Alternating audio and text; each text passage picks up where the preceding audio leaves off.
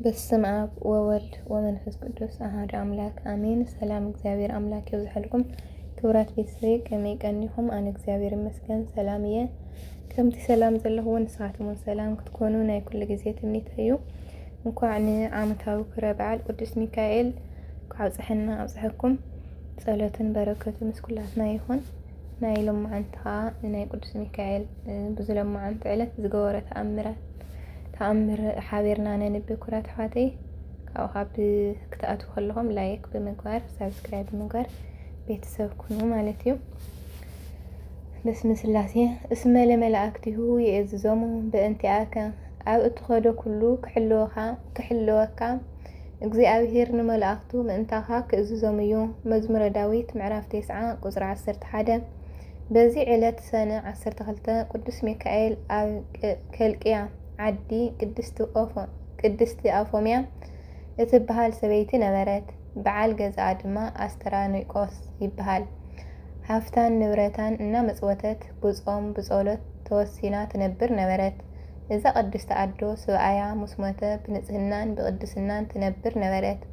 እንተኾነ ከምቲ ቅዱስ ጴጥሮስ ሐዋርያ ኣብ መልእኽቱ ገሊጽዎ ዘሎ እቲ መጻርትኩም ዲያብሎስ ዝውሕጦ ደልዩ ከም ዝጓዝም አንበሳም ይዘውር ኣሎሞ ብመጠን ንወሩ ንቑሕውን ሰይጣን ኣብ ዙርያና ኮለል ካብ ምባል ኣይዓርፍን። ንሕና ካብ ግብሪ ጽድቂ ኣብ ዘዕረፍናሉን ኣብ ዝድኸምናሉን ግዜ ኣብ ትሕቲ ግዝኣቱ ንኽንከውን ብኣንጻሩ ኣብ ሃይማኖትና ኮይና እንተ ተቃዊምናዮ ነቲ ንዓና ከምንጥሊሉ ኣብ ከባቢና ዝዘውር ዲያብሎስ ፈጺሙ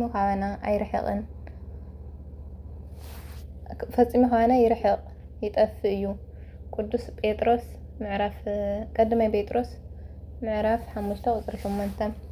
ቅድስቲ አፎምያ ትፍጽሞ ዝነበረት ተጋድሎ ጾም ምጽዋትን ጸሎትን ዝቐንአ ሰይጣን ንኽፍኣት ኣይዓረፍን እሞ ሰበይቲ ፈላሲት መሲሉ መልክዑ እናቐየረ ንደቂ ኣዳም ከስሕት ከም ዝመጽእ ናብ ቅድስቲ አፎምያ ዓባይ ሰበይቲ ኣረጊት መነኮስ መሲሉ ብዙሓት መነኮሳት ኣንስቲ ኣኸቲሉ መጺዋ ነበረ። ኣብ ኣፍ ደገ ኮይኑ ፀዋዓ። ንሳ ድማ ካብ ገዛኣ ብቕልጡፍ ወፂኣ ናብ ቤተይ እተው እሞ ኣብ ቅድሚ ናይ ቅዱስ ሚካኤል ስእሊ ኮይንኩም ጸልዩለይ በለቶም። ንሱ ግና ንሕና ንግሆ ጸሊና ኢና። ንስኺ ግና እዚ ኩሉ ጾምን ጸሎትን እንታይ ክገብረልኽ እዩ? ዝነበረካ ሃፍቲ ሸይጥኪ ዝወዳእኽዮኸ ስለምንታይ ክበላ? ኣብ መወዳእታ ዘመንኪ ምስ ደኸምኪ ዝሕግዘኪ ጸዊዕኽዮ ኣቤት ዝብለኪ ዝረዳእኪ ውላድ የብልኽን። ካልኣይ ግዜ መመርዓዊ ሰብኣይ ምእታው ድማ ሓጢኣት በደል መሲልኪ ኣሎ። በዓል ዳዊት፣ በዓል ሰሎሞን፣ በዓል አብርሃም ካብ ብዙሓት ኣንስቲ ብዙሓት ውላድ ኣይወለዱን ድዮም? እምበኣር ቤት ዝሰርሓልኪ ዝለኣኸኪ ወዲ የድልየኪ እዩ እሞ ሰብኣይ ኣእትዊ ስለዚ ሕራይ በልኒ በላ። ነዚ ቃል ዝሰምዐት እዛ ቅድስቲ ኣዶ ኦ ኣባ ኣስኬማከ ሰናይ ወቃልከ እኩይ ኣባ ቃውዕኹም ጽቡቕ ነይሩ እንተ ቃልኩም ግና ክፉእ እዩ ኢላ እቲ ሓሳብ ናይ መን ከም ዝኾነ ተረዲኣ ናብ ውሽጢ ገዝኣ ኣተወት። ናይ ቅዱስ ሚካኤል ስእሊ ኣምፂኣ ኣርኣየቶ እሞ እንሆ ጽንሒ 12 ሰነ መዓልቲ መጺአ ምስቲ ስእሊ ኸገይረ ከጥፍአክ እየ ኢልዋ ከም ጢስ ተኒኑ ከደ። ሰነ 12 ንግሆ ብርሃናዊ መልአክ ቅዱስ ሚካኤል መሲሉ መጻ አፎምያ ጾምክን ጸሎትክን ስግደትክን ምጽዋትክን ኣብ ቅድሚ እግዚአብሔር ዓሪጉልኪ ኣሎ በላ። ኣብ ዝሓለፈ ግዜ መጺአ ከጥፍአኪ እየ ከም ዝበለ ሰሚዐ ኣለኹ እሞ ከድሕነኪ መጺአ ኣለኹ ናባይ ስገድ በላ። አፎምያ ድማ ንስኻ መን ኢኻ በለቶ። ሰይጣን መሊሱ ኣነ ቅዱስ ሚካኤል መልአከ እግዚአብሔር እየ በላ ክብል ብሓሶት ተዛረባ። አፎምያ እምበኣር ናይ ንጉስ ወታደር ልኡኽ ብዘይ ማህተም ይኸይድ ድዩ? በትረ መስቀልካ ኣበይ ኣሎ ኢላ ሓተተቶ። ከምታ ቀዳማይ መዓልቲ ዝገበረታ ናይ ቅዱስ ሚካኤል ስእሊ ክተምጽእ ናብ ቤታ ኣተወት። ጽናሕ በል ቅዱስ ሚካኤል እንተኮይንካ ስእልካ ከምጸልካ በለቶ። ገጹ ናብ መልአከ ጽልመት ተለወጠ። ኣብ ቅድሚኣ ከም ጢስ ተኒኑ ከደ። እቲ ንረድኤት ቅልጡፍ ዝኾነ ቅዱስ ሚካኤል ከም ቅጽበት ዓይኒ ቀልጢፉ ናብኣ መጸ። ብጽእቲ ኣፎምያ እንሆ ጸምክን ጸሎትክን ምጽዋትክን ተሰሚዕልኪ እዩ እሞ ናብ ቅድሚ እግዚኣብሔር ዕረፍትኺ ሎሚ እዩ ኢልዋ ንሰይጣን ኣሕሲሩ ኣባሪሩ ንኣፎምያ ናብ ሰማይ ሒዘኪ ክዓርግ እየ በላ። ቅድስቲ ኣፎምያ ናብ ቤተ ክርስቲያን ከይዳ ናይ ክርስቶስ ስጋን ደምን ተቐቢላ ኣብኡ ንዝነበሩ ጳጳሳትን ካህናትን ዲያቆናትን ፀዊዓ ናብ ገዛኣ ተመለሰት። ናብ ገዛኣ ምስ መፀት ከከም ማዕርጎም ኮፍ ኣቢላ ምሳሕ ኣብሊዓ ዝስተ ኣስትየቶም ኣብ ኢዳ ዝነበረ ወርቂ ንቅድስቲ ቤተ ክርስቲያን መስርሒ ዝነበራ ገንዘብ ንድኻታት ክኸውን ናብ ገዛኣ ዝመፁ ጳጳሳት ኣረክበቶሞ ብሰላም ዓረፈት። ንብዙሕ ግዜ ኣብ ሕቑፋ ዝነበረ ናይ ቅዱስ ሚካኤል ስእሊ ካብ ሕቑፋ ወሲዶም ኣብ ቤተ ክርስቲያን ኣቐመጥዎም። እታ ስእሊ ቅዱስ ሚካኤል ንብዙሓት ሕሙማን ድውያንን ትፍውስን ተድሕንን ነበረት። ሎሚ 12 ሰነ መዓልቲ ካልኣይ በዓል ድማ ባህራን እዩ። ናይ ባህራን ዓዱ እስክንድርያ እዩ። ወለዱ ድማ ናይ ቅዱስ ሚካኤል በዓል ዘኽብሩን ዝዝክሩን ዝነበሩ ሰባት እዮም። ከምዚ ኢሎም በቃል ኪዳን ጸኒዖም ክነብሩ ከለዉ ኣቦኡ መተ እሞ ኣዲኡ ከዓ ንባህራን ጠኒሳ ነበረት። ከምዚ ኢላ ንኣምላኻ ንፈጣሪኣ መስገነት። ናይ ቅዱስ ሚካኤል ዝኽሪ ትገብርን ንድኻታት እውን ትምጽውትን ነበረት ሰበይቲ እያ። ናይ ምውላዳ መዓልቲ ምስ ኣኸለ ድማ ንባህራን ወሊደ። በዚ እዋን ቅዱስ ሚካኤልን ቅዱስ ገብርኤልን ብሓባር ናብ ገዛኣ መጺኦም ነቲ ህፃን ባረኽዎ። ንዓኣ ድማ ነዚ ጎረቤትኪ ዘሎ ሃፍታም ሰብኣይ እዚ ህፃን ምስ ዓበየ ኮርሶ እዩ ኢሎም ከዱ። እዚ ክብልዋ ከለዉ እቲ ኣብ ጎረቤታ ዝነበረ ሰብኣይ ይሰምዕ ነበረ። ካብ ሽዑ ጀሚሩ ከዓ ነቲ ህፃን ከመይ ገይሩ ከም ዝቃትሎ ክሓስብ ጀመረ።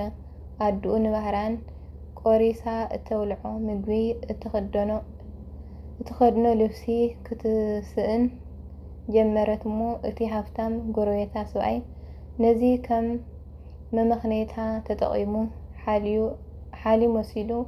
ሓላይ መሲሉ ከዕብየልኪ ኢሉ 20 ውቄት ገንዘብ ሃባ እሞ ነቲ ህፃን ናብ ገዝኡ ወሰዶ። ብድሕሪኡ እቲ ሰብኣይ ነቲ ህፃን ኣብ ሳንዱቕ ኣእትዩ ናብ ባሕሪ ደርበዮ። ኣብ ገምገም ባሕሪ ኣባጊዕ ዝሕሉ ሰብኣይ ነበረ እሞ ነታ ሳንዱቕ ካብ ባሕሪ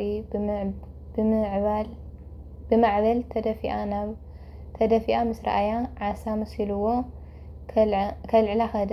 እንተኾነ ገና እቲ ብኽፍኣት ናይቲ ሃፍታም ሰብኣይ ምእንታን ክመውት ናብ ባሕሪ ዝደርበዮ መልክዑ ህፃን ኮይኑ ጽንሖ። እቲ በዓል ኣባጊዕ ሰብኣይ ከዓ ውላድ ስለ ዘይነበሮ እናተሓጎሰ ናብ ስድራ ቤቱ ወሰዶ። ከም ውላዱ ገይሩ ከዓ ኣዕበዮ። ካብ ባሕሪ ረኺበዮ እንትብል ስሙ ድማ ባህራን ኢሉ ሰመዮ ማለት እዩ። ድሕሪ ብዙሕ ግዜ ነቲ ህፃን ናብ ባሕሪ ዝደርበዮ ሃብታም ሰብኣይ ብስራሕ ናብቲ ባህራን ዝነብረሉ ዓዲ ገይሹ ስለ ልመፀ ኣብቲ ናይቲ ሰብኣይ ገዛ ሓደረ። እቲ ሰብኣይ ንባህራን ክጽውዖ ከሎ ሰምዐ እሞ እቲ ስም ስለ ዝገረሞ ትርጉሙ ናይቲ ስም ክነግሮ ሓተቶም። እቲ ሰብኣይ ድማ እቲ ዘጋጠሞ ነገራትን ብኸመይ መንገዲ ከም ዝረኸቦን ገለጸሉ። ነዚ ዝሰምዐ ሃብታም ሰብኣይ ኣስዕብ ኣቢሉ ክንደይ ዓመት ይገብር ክብል ሓተቶ። ዓመታቱ ፀውፂኡ ነገሮሞ። እቲ ሃብታም ሓሲቡ እቲ ቀደም ናብ ባሕሪ ዘእተዎ ህፃን ንሱ ከም ዝኾነ ፈለጠ። እቲ ሰብኣይ ብተንኮል ተላዒሉ ድማ ኣነ ዓስብኻ ክበካ እየ፣ እዚ ህፃን ዘይተርፍ መልእኽቲ ስለ ዘላትኒ ናብ ቤተሰበይ ከብፅሐለይ ክብል ጠየቆ። ገንዘብ ከፊሉ ነቲ ህፃን ከምቲ ይሁዳ ኣስቆረታዊ ዝገበሮ ስዒሙ ኣፋነዎ። ነቲ መልእኽቲ ከዓ ንዝኾነ ሰብ ከየርእያ ኣጠንቀቆም። እቲ ፅሑፍ እዚ እቲ ንቤትናን ሃብትናን ክወርስ ዝተባሃለ እዩ እሞ ተቐቢልኩም ቅተልዎ ዝብል ነበረ። ከምዚ ኢሉ ባህራን ናይ ሞት ደብዳቤኡ ተሰኪሙ ተበገሰ። ነዚ ናይ ሞት ደብዳቤ ሒዝዎ ን9 መዓልታት ተጓዓዘ። ብድሕሪ እዚ ቅዱስ ሚካኤል ከም ሓደ ናይ ሰራዊት ሓለቓ ኮይኑ ምስኡ ብዙሓት መላእኽቲ ኣኸቲሉ ኣብ መንገዲ ረኸቦሞ። ናበይ ትኸዳ ኣለኻ ክብል ሓተቶ። ንሱ ከዓ እቲ ዝኸዶ ዘሎ መንገዲ ሓበረሉ። ነቲ ሒዝዎ ዝነበረ ወረቐት ኣርእየኒ ምስ በሎ ግና ጎይታይ ንሓደ ሰብ ከይተርኢ ኢሉኒ እዩ ክብል መለሰሉ። ቅዱስ ሚካኤል ነቲ ናይ ሞት ደብዳቤ ብኣፉ ኡፍ ኢሉ ናብ ሂወት ቀየራ። ቀተልዎ ዝብል ዝነበረ ደብዳቤ ከዓ ነታ ሓንቲ ጓሌ ኣመርዕውዎ፣ ኩሉ ሃፍተይ ድማ ኣውርስዎ፣ ኩልኩም ጉዛኣት ከዓ ኣኽብርዎ ዝብል ኮነ። ብድሕሪዚ ባህራን ኣብ ቤት እቲ ሃፍታም ሰብኣይ በፅሐ። እቶም ቤተሰብ ድማ ነእቲ ደብዳቤ ተቐቢሎም ንባህራን ኣመርዕውዎ፣ ኩሉ ሃፍቲ ናይቲ ሰብኣይ ከዓ ኣውረስዎ። ድሕሪ እዋን እቲ ሃፍታም ሰብኣይ መገሽኡ ወዲኡ ናብ ቤቱ ተመለሰ እሞ ኣብ ገዝኡ ከይበፅሐ ነቲ ኣብ ቤቱ ዝነበረ ሓጎስን ዕልልታን ፀዋታን ምስ ሰምዐ ንኣገልገልቱ ብዛዕባ እቲ ዝኾነ ሓተቶም። ንሳቶም ከዓ ብዝሰደድካልና ደብዳቤ መሰረት እቲ ኩሉ ዝኣዘዝካልና ፈፂምና፣ እዚ ካብ ዝኸውን 40 መዓልቲ እዩ በልዎ። ነዚ ምስ ሰምዐ እቲ ሃፍታም ሰብኣይ ካብ ፈረሱ ብስንባደ ወዲቑ ሞተ። እቲ ዝኾነ ነገር ንሰበይቱ ነገርዋ። ሰበይቱ ከዓ ሰንቢዳ ካብ ህድሞ ወዲቓ ሞተት። ከምቲ ቅዱስ ሚካኤልን ቅዱስ ገብርኤልን ዝበልዎ ሃፍቲ ናይቲ ሃፍታም ሰብኣይ ንባህራን ኮነ። ናይ ሞት ደብዳቤ ናይ ባህራን ናብ ሂወት ዝቐየረ እግዚአብሔር ንሃትና ሂወት ይቐይረልና። እግዚአብሔር ኣሜን። ኣብ መንገዲ ክሕልወካ ናብቲ ዝደለኽዎ ቦታ ድማ ክእትወካ እንሆ ኣነ ቅድሜኻ መልኣኽ እልእኽ ኣለኹ። ዘጸአት ምዕራፍ 23 ቁጽሪ 20 ንድኻን ንምስኪንን ዝረድእ ዝሓስብ ዝሓሊ ሰብ ብሩኽ እዩ። እግዚአብሔር ከዓ ብመዓልቲ መከራ የድሕኖ እዩ። መዝሙረ ዳዊት 40 ቁጽሪ 1-2 ጸሎትካ ተሰሚዑ ምጽዋትካ ድማ ኣብ ቅድሚ እግዚአብሔር ዓሪጉ እዩ። ግብረ ሐዋርያት ምዕራፍ 10 ቁጽሪ 31 ንንጉስ ሃማ ንመርዶክዮስ ነቲ ንጉስ ካብ ሞት ዘድሓነ ክስቀለሉ ኢሉ ዘዳልዎ 22 ሜትር ዝምንውሑ ጉንዲ እንሆ ኣብ ቤት ሃማ ተተኺሉ ኣሎ በለ። ንጉስ ከዓ ንሃማ ኣብኡ ስቀልዎ በሎም። ኢሳይያስ ምዕራፍ 7:9-10 ኣብ መበል 13 መዓልቲ ናይታ ኣድር እትበሃል መበል 12 ወርሒ በታ ቃል ንጉስ ትእዛዙን ዝፈጸመላ መዓልቲ በታ ጸላእቲ ኣይሁድ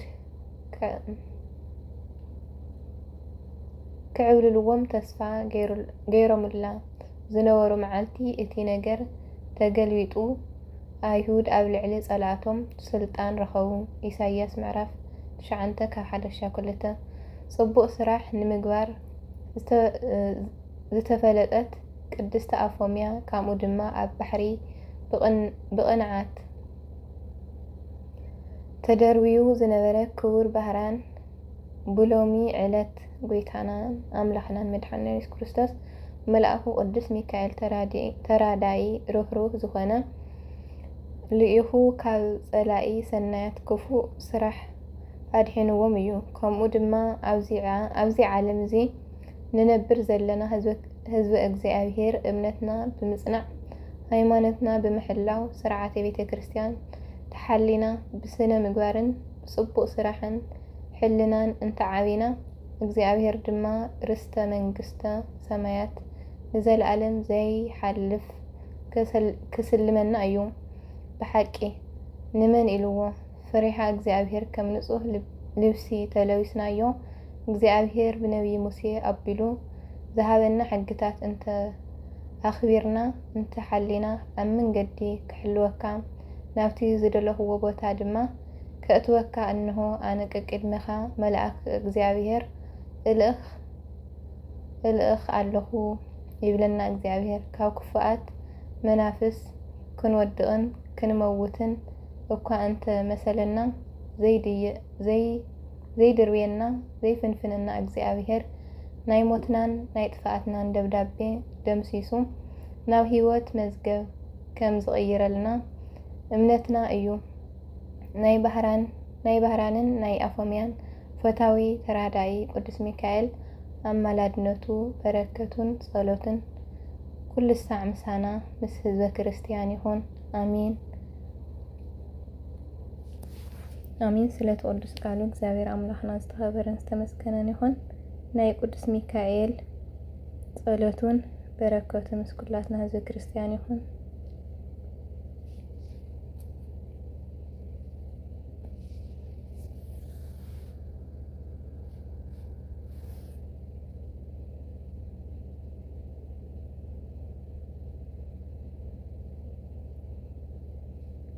بسم الله سبحان أما درشت حنت مزمر كزمر بهرانني بهرانني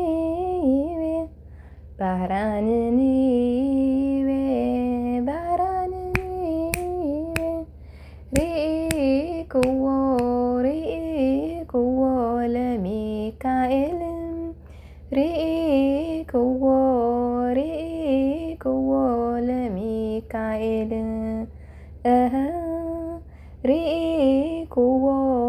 ريكو لميكائيل ريكو لميكائيل بهرانني بهرانني بهرانني بهرانني ريكو